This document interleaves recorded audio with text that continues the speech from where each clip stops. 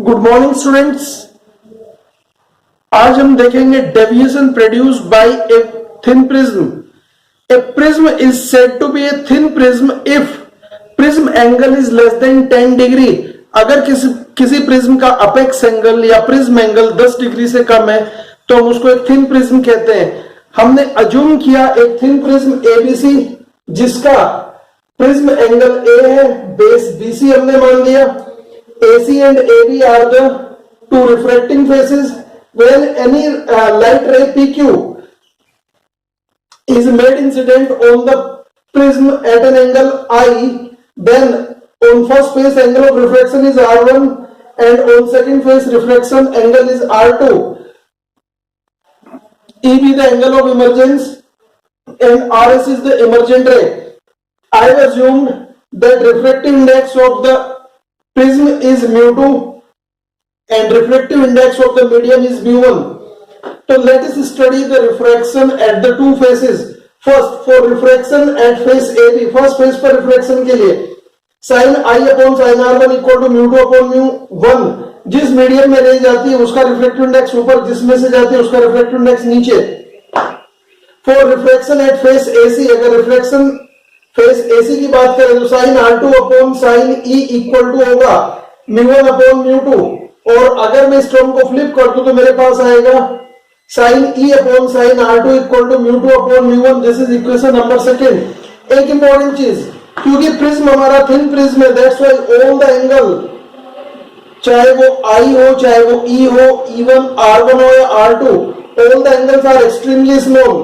So sine I can be written as I only, sin R1 can be written as R1 only, sin E can be written as E only, and sin R2 can be written as R2 only.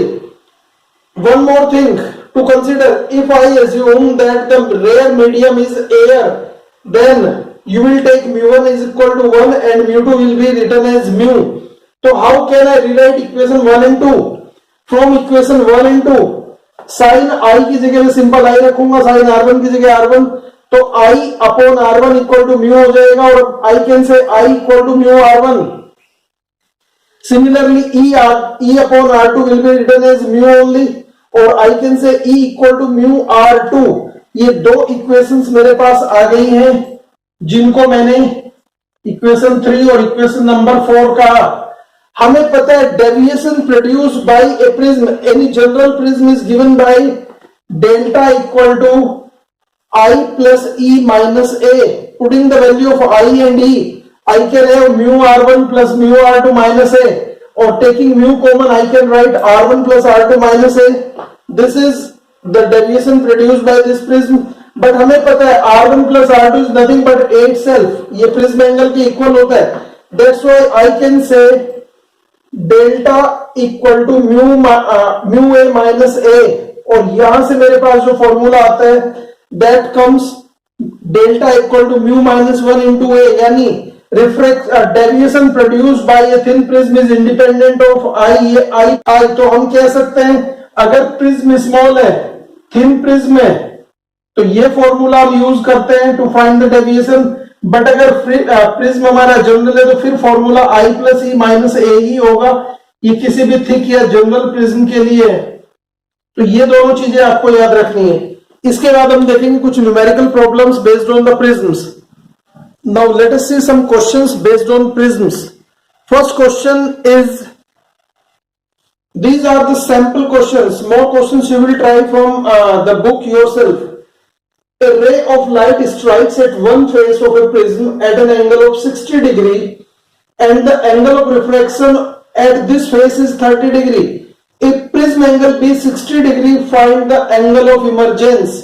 ये कहते हैं prism पर light रे ने 60 degree पर incidence किया है और जिस फेस पर इंसिडेंस हुआ उसी फेस के कॉरेस्पॉन्डिंग जो एंगल ऑफ रिफ्लेक्शन है वो 30 डिग्री का है। ये कहते हैं कि अगर प्रिज्म का अपेक्स एंगल 60 डिग्री हो तो आपको इस प्रिज्म का एंगल ऑफ इमर्जेंस बताना है। Let us solve first question, answer 1। इसी क्वेश्चन को पहले करते हैं हम। आंसर 1 आपको सबसे पहले लिखते हैं गिवन क्या है। गिवन है आपके पास I इक्वल टू 60 डिग्री, आपको मिला है R1 दैट इज 30 डिग्री, आपको मिला है A that is 30 degree 60 degree, आपको फाइंड करना है E, that you need to find. अब इसके लिए हम क्या करें, E पर जाने के लिए सबसे पहले मुझे R2 चाहिए होगा।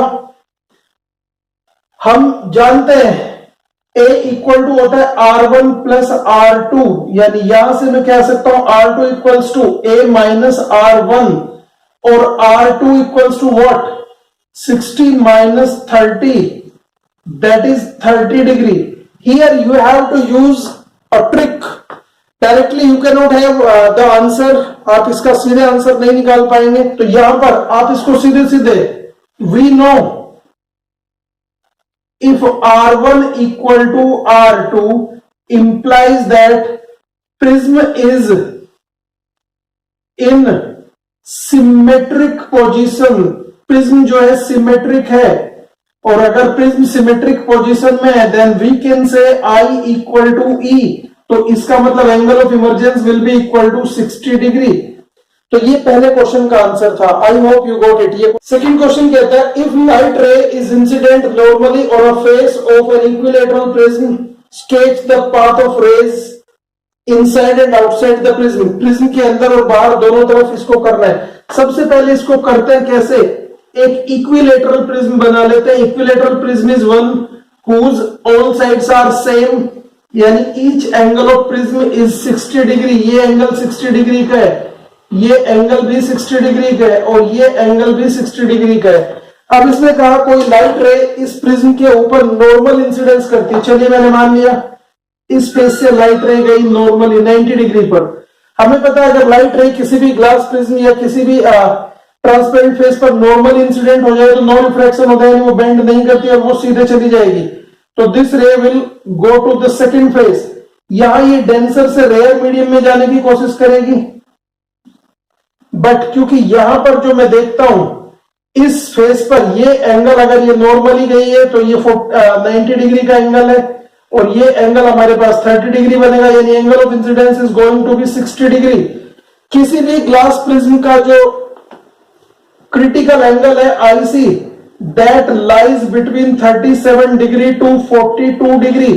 किसी भी ग्लास प्रिज्म के लिए, फॉर एनी ग्लास प्रिज्म, किसी भी ग्लास के लिए जो रिफ्रैक्टिव इंडेक्स है वो 1.5 से लेके 1.62 के बीच में होता है, और अगर इसके कोरस्पॉन्डिंग क्रिटिकल एंगल निकाला जाए तो that is from 37 degree to 42 degree. मेरा एंगल ऑफ इंसिडेंस तो 60 डिग्री यानी ग्रेटर देन क्रिटिकल एंगल, और लाइट रे इससे बाहर भी जाने की कोशिश कर रही है तो ये 60 डिग्री एंगल बनाते हुए यहां से बाहर निकल जाएगी। तो this angle is of 60 degree again, यानी 120 डिग्री के एंगल पर ये लाइट रे चली जाएगी। This is the path of rays. ये क्वेश्चन आपको बहुत अच्छे से करना है। यहां पर इसमें मल्टी कॉन्सेप्ट यूज किए। सबसे पहले इसने नो रिफ्रैक्शन का कॉन्सेप्ट आपको दिया नॉर्मल इंसिडेंस करा के, फिर जब इस फेस अगर मैं इसका नाम एबीसी ले लेता हूं तो जब लाइट रे फेस एसी पर जाएगी तो ये डेंसर से रेयर में जाने की कोशिश करेगी, और क्योंकि यहां पर क्रिटिकल एंगल से बड़ा एंगल ऑफ इंसिडेंस है इसलिए यहां पर टीआईआर हो जाएगा। तो ये मल्टी कॉन्सेप्ट है। ये 120 डिग्री पर आती हुई रेज जब आएगी तो यहां पर अगर मैं देखूं तो ये एंगल हमारे पास फिर 30 डिग्री का होगा। ये जो एंगल है वो 30 डिग्री का होगा, ये 60 है तो ये एंगल अपने आप में 90 डिग्री हो जाएगा, यानी रे विदाउट बेंडिंग सीधी निकल जाएगी। तो इस रे ने 120 डिग्री के एंगल बनाना इस फेस पर, और इस फेस पर भी नॉर्मल होगी और इस फेस पर भी ये नॉर्मल जाएगी। तो this is the question number 2। I hope you got it. It is a multi concept question. ये बहुत अच्छा क्वेश्चन है, एग्जाम में आने के लिए बहुत तैयार है। ये कहता है glass prism has an apex angle of 60 degree and angle of minimum deviation is 40 degree. Calculate the speed of light in prism, what must be the angle of incidence. ये भी क्वेश्चन अच्छा है। जो दिया है गिवन क्या है मेरे पास, गिवन है a इक्वल टू 60 डिग्री। इसने मुझे बताया delta M minimum deviation that is what 40 degree. तो सबसे पहले मैं यहां कैलकुलेट कर लेता हूं एंगल ऑफ इंसिडेंस, और हमें पता है एंगल ऑफ इंसिडेंस होता है delta M plus A by 2, और डेल्टा एम था मेरे पास 40 प्लस 60 डिवाइडेड बाई 2 यानी 100 upon 2 that is what 50 degree. तो एंगल ऑफ इंसिडेंस तो जो आपने लास्ट में पूछा था वो सबसे पहले निकाल लिया। तो प्रिज्म में मिनिमम डेविएशन तभी होगा जब एंगल ऑफ इंसिडेंस 50 डिग्री का हो। इसने कहा calculate the speed of light inside the prism, prism के अंदर लाइट का स्पीड क्या होगा। इसके लिए हम यूज करते हैं रिफ्रैक्टिव इंडेक्स का फॉर्मूला फ्रॉम प्रिज्म फॉर्मूला। ये थोड़ा सा यहां पर हमें ध्यान रखना है। फ्रॉम प्रिज्म फॉर्मूला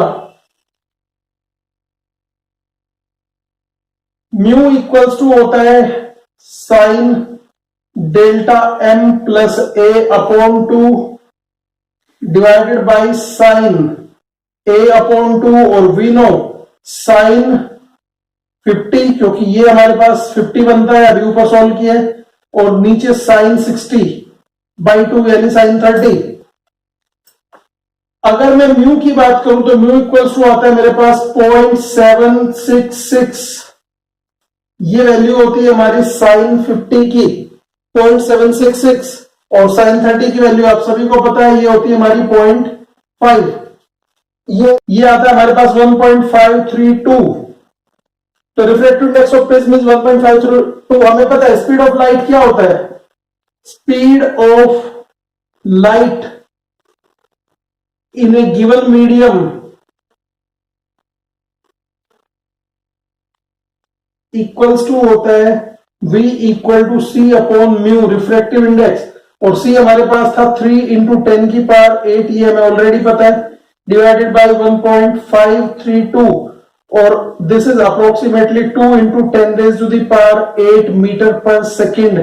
तो यही है speed of light in that prism. ये कहता है a prism having angle 6 degree,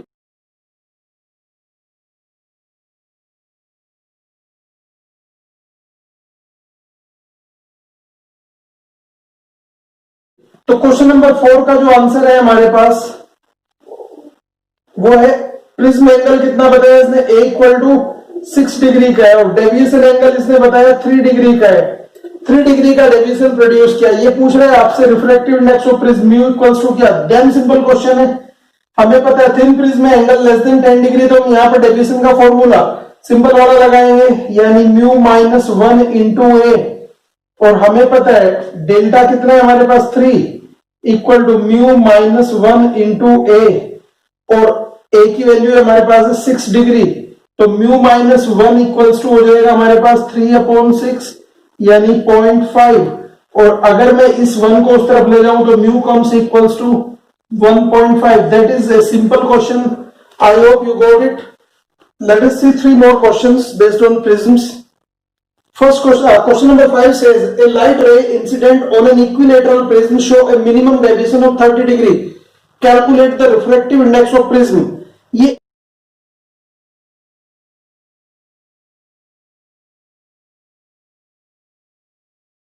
ये एक सिंपल क्वेश्चन है, बट ये कहीं ना कहीं इसमें कुछ चीजें आपको लग रहा है कि डेटा शॉर्ट है, तो ये आपको क्रिएट करना पड़ेगा। आंसर 5 में यहां पर ले रहा हूं।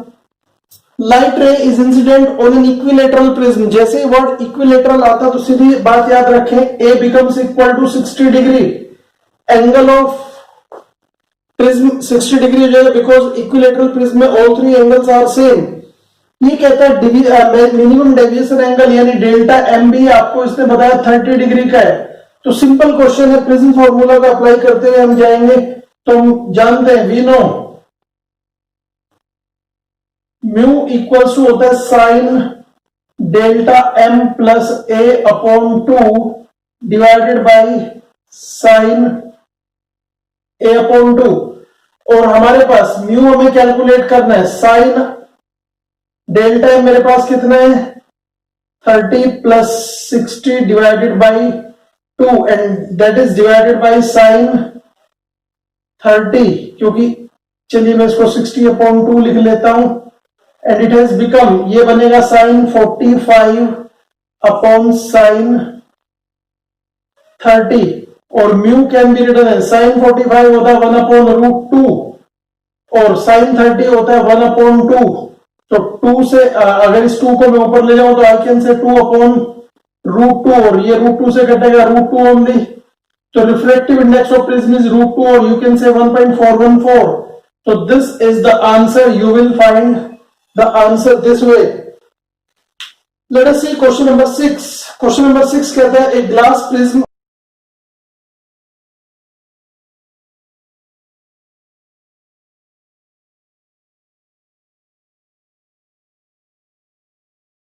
of refracting angle 60 degree and refractive index of one is completely immersed in a liquid और that liquid is water. यहां पर इस क्वेश्चन को मैं रीड कर रहा हूं. ये अच्छा क्वेश्चन है, इसको देख लें. इसमें बहुत ज्यादा कुछ नहीं है. प्रिज्म फॉर्मूला इसमें भी यूज होगा.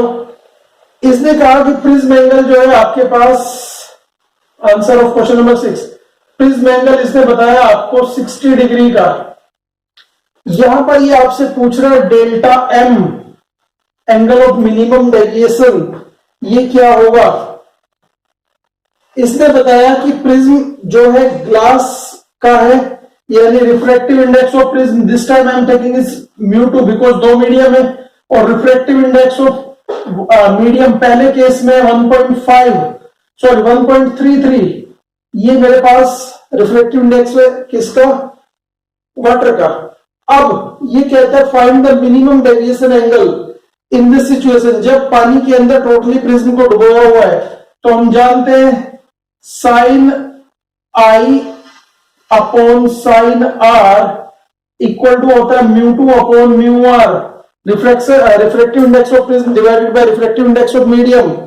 बट हमें पता है साइन आई होता है हमें delta M upon a by 2, तो I can say sine of this one divided by sine R जो है हमारे पास होता है a बाई 2, और यहां पर ये μ2 मेरे पास है 1.5 और ये नीचे है 1.33. अगर मैं यहां से देखूं तो sine delta m plus a upon 2 और साइन 30 की वैल्यू कितनी होती है हमारे पास, इसको मैंने लिख लिया 1.5 इंटू 10 की 1.33 एज इट इज, और साइन 30 की वैल्यू होती है 1/2, तो इसको मैं उठा के सीधे सीधे इधर ले जाता हूं 1/2. तो ये मेरे पास आया. अगर मैं इस पूरी वैल्यू को सॉल्व करता हूं तो on solving this value comes 0.56. पूरा सॉल्व करने के बाद आता 0.56, यानी I can say delta M plus A upon 2 equal to sine inverse of 0.56. इस पर्टिकुलर क्वेश्चन में आपको आंसर दिया हुआ है, वरना आपको लॉग टेबल यूज करके आंसर फाइंड करना पड़ेगा. साइन इनवर्स 0.56 की वैल्यू इसने बताई 34.3 डिग्री, 34.3 डिग्री, यानी I can say delta M equals to what, 2 into 34.3 minus 60, and this answer becomes 68.6 minus 60 degree, यानी आंसर मिनिमम डेविएशन कम्स कितना, 8.6 डिग्री का मिनिमम डेविएशन आया इनसाइड वाटर. अब ये आपसे पूछ रहा है, ये था फॉर वाटर, ये कह रहा है कि अगर ये प्रिज्म हवा में पड़ा होता तब मिनिमम डेविएशन कैसे आता. तो उस पर्टिकुलर केस में हम कहते फॉर एयर, मैं इसी को यहां मॉडिफाई कर रहा हूं, अगर एयर की बात करता तो μ1 हट जाता, यानी 1.33 यहां से हट जाता. 1.33 हटने के बाद सारा कैलकुलेशन कन्वर्ट होता है और ये वैल्यू कम्स 0.75, और हमें पता है साइन 0.75 की वैल्यू इसने दी हुई है, दैट इज व्हाट 48.6 डिग्री. और जब मैं इसको करता तो यहां पर आता 48.6, और 48.6 का वैल्यू बनता है 97.2 डिग्री. और उस पर्टिकुलर केस में हवा में अगर ये प्रिज्म होता तो ये एंगल बनता करीब 37.2 डिग्री का. तो minimum deviation in air is 37.2 degree, but the same decreases to 8.6 inside water. ये कहता है one face of a glass prism having refractive index 1.41 and prism angle 30 degree is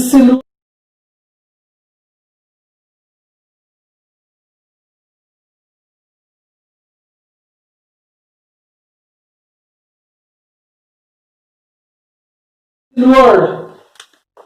एक प्रिज्म है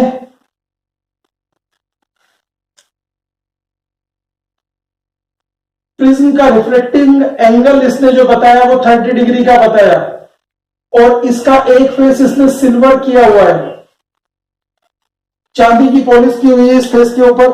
ये कहता है कि इस फेस पर सिल्वर किया हुआ है। अब आपसे पूछ रहे हैं कि एक ऐसा एंगल ऑफ इंसिडेंस बताना है जिस पर ये रे जाए कुछ इस तरह से कि यहां पर इस प्रिज्म के ऊपर ये रे 90 डिग्री पर पड़े, सो दैट ये अपने पाथ को रिट्रेस करे। तो आपको ये एंगल ऑफ इंसिडेंस फाइंड करना है, आई क्या होगा अनसिल्वर्ड फेस पर, आई आपको फाइंड करना है, ये है क्वेश्चन। तो फॉर रिट्रेसिंग हमें पता है एट फेस एसी, अगर फेस एसी की बात की जाए तो angle of incidence I is 0, क्योंकि नॉर्मल जाकर इस पर पड़ी है तभी रिट्रेसिंग पॉसिबल है। जब इस पर नॉर्मल जाए और एंगल ऑफ इंसिडेंस 0 है तो एंगल ऑफ रिफ्रैक्शन भी क्या होगा 0 होगा, यानी आर भी 0 होगा। तो फेस एसी पर आर 0 है और आई कैन से this is R2, this is I2, इसको मैंने कहा I1 और इसको मैंने कहा R1। हमें पता है A इक्वल टू होता है R1 प्लस R2, और आई कैन से A है 30 डिग्री इक्वल टू R1 कितना है मेरे पास पता नहीं, -0, क्योंकि ये तो +0, और यानी I can say R1 equal to 30 degree. इस फेस पर जो एंगल ऑफ रिफ्रैक्शन है वो 30 डिग्री का है। इस प्रिज्म का refractive index mu equal to इसने बताया 1.414 या 1.41 simply you can call it. तो अब मैं क्या करता हूं, मैं पता साइन म्यू इक्वल होगा sine I upon sine R, और फेस 1 पर मैं I1 की बात कर रहा हूं R1, तो यहां से मैं कह सकता हूं साइन I1 इक्वल टू हो जाएगा म्यू इंटू साइन R1, और sine I1 mu 1.41 multiplied by sine R1, sine R1 यानी साइन 30, और साइन 30 की वैल्यू इसको मैं कह सकता हूं √2 बड़े आराम से, और √2 इंटू 1/2, यानी ये कटेगा इससे तो व्हाट कम्स 1/√2, और हमें पता है 1/√2 साइन के कौन से एंगल की वैल्यू होती है, sine I1 equal to sine 45, sine √2 sine 45 की वैल्यू 1/√2 होती है, यानी I1 इक्वल टू 45 डिग्री। तो this way you will solve the questions based on the prisms. I hope you got sufficient questions. Thank you for watching. Have a good day.